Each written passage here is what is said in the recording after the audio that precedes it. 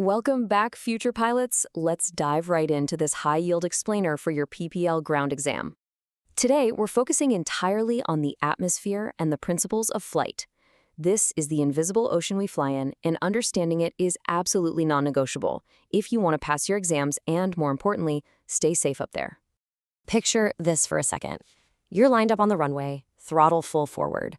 Why does your aircraft rocket off the tarmac on a crisp, freezing morning in January, but feels incredibly sluggish and eats up the entire runway on a sweltering, sticky afternoon in July? The airplane hasn't changed, the engine's the same, the wings are the same. The answer to this fundamental performance question lies entirely in understanding atmospheric pressure and density. So, to figure out why our aircraft behaves the way it does, let's start with Section 1, Atmosphere Basics. Understanding air.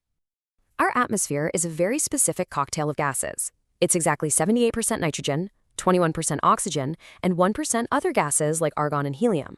You'll want to lock these specific percentages into your memory right now, because they are foundational, highly testable facts for your ground exam.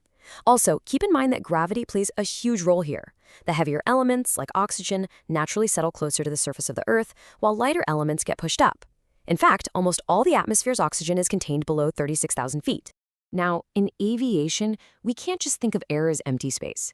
Air is actually a fluid. It flows and changes shape just like water. It has mass, it has weight, and because of gravity, it exerts force. The crucial takeaway here is that because air is a fluid with mass, it exerts pressure equally in all directions. This atmospheric pressure is the exact force that drives your most critical flight instruments, like the altimeter and the airspeed indicator. Without this pressure, our panels would literally be dead. Moving right along to Section 2, Standard Atmospheric Pressure, the sea level baseline. Because the atmosphere is constantly changing, engineers needed a universal baseline to calibrate all those flight instruments we just talked about. If there's one set of numbers to permanently lock into your brain today, it's this one. At sea level, standard conditions are defined as a temperature of exactly 15 degrees Celsius. The standard surface pressure is 29.92 inches of mercury, which is equivalent to 1,013.25 hectopascals, or 14.70 psi. Memorize these specific numbers, especially the 15 degrees Celsius, 29.92, and 1013.25. I guarantee you they're going to show up on your test. As we leave the ground, that environment changes dramatically. At 0 feet, we have our standard 1,013.25 hectopascals and 15 degrees Celsius. But notice the trend as we climb to 5, 10, and 20,000 feet. Both pressure and temperature drop significantly. By the time you reach 18,000 feet, the weight of the atmosphere is literally 1/2 of what it is at sea level. We quantified that drop using standard lapse rates. For temperature, the standard lapse rate is a decrease of approximately 2 degrees Celsius. Technically 1.98 degrees, for every 1,000 feet of altitude you gain. For pressure, it drops at a rate of roughly 1 hectopascal per 30 feet of altitude gain in the lower atmosphere. Really burn that 2 degrees Celsius per 1,000 feet rule into your memory, as it's a super common calculation point for exam questions, where they ask you to estimate the temperature up at your cruising altitude. Which brings us to Section 3, Pressure Altitude, the standard datum. Since the actual atmosphere rarely matches that perfect standard model perfectly, we calculate different types of altitudes to predict performance. Pressure altitude is the height above a standard datum plane. Think of this datum plane as a theoretical, invisible layer in the atmosphere, where the pressure is exactly 1013.25 hectopascals, or 29.92 inches of mercury. Because real-world pressure is always shifting, this imaginary line moves up and down. Pressure altitude is simply your aircraft's height above that specific moving line. It's the absolute baseline for determining aircraft performance and assigning flight levels. So how do we actually find this in the cockpit? It's ridiculously simple. Step 1, reach over to your altimeter and dial the barometric scale to exactly 29.92 inches of mercury, or 1,013.25 hectopascals. Step 2, simply read the indicated altitude on the instrument. Boom. That number is your pressure altitude.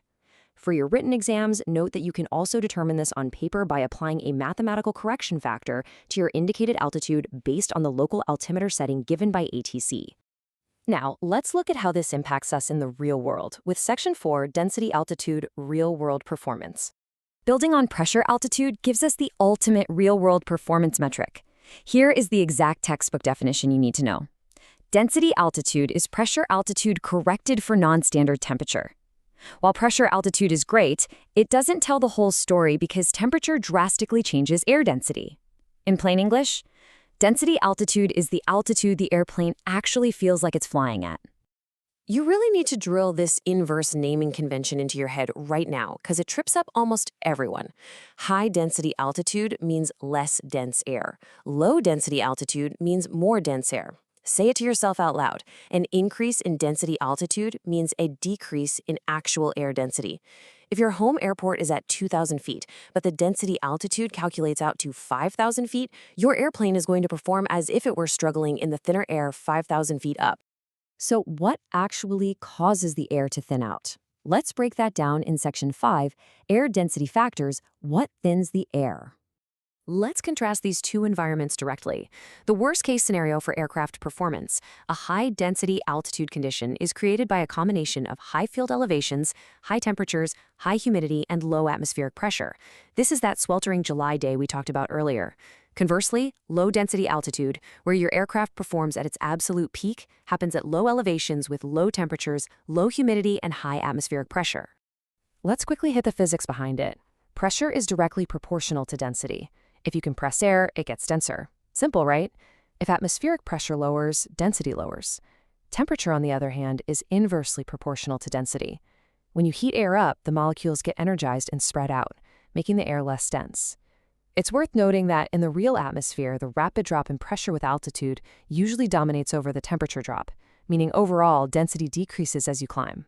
Okay, time to bust a massive aviation myth. A lot of people think humid air is heavy air. It sure feels heavy when you walk outside in it, right?